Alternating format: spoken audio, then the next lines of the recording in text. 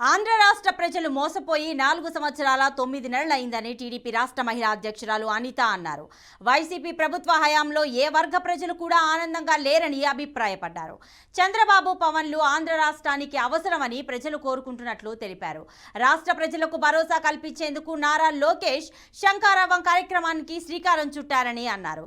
TDP super 6 పథకాలు అన్ని వర్గాల ప్రజలకు అందేలా రాష్ట్ర భవిష్యత్తును దృష్టిలో ఉంచుకొని రూపొందించడం జరిగింది.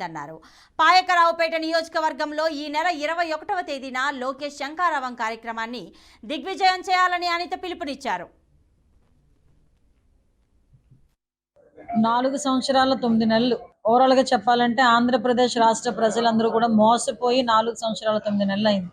ఈ రాష్ట్ర భవిష్యత్తుకు ఒక భరోసా కల్పించడం గురించి, రాష్ట్రంలోని యువతకి ఒక భరోసా కల్పించడానికి, వాళ్ళ తాలూకా భవిష్యత్తుకి ఒక దిశానిర్దేశం చేయడానికి మొన్నటి వరకు కూడా మా జాతీయ పార్టీ ప్రధాన కార్యదర్శి నారా లోకేష్ గారు యువగలం పాదయాత్ర కూడా చేస్తున్నారు. మనందరికీ కూడా తెలుసు.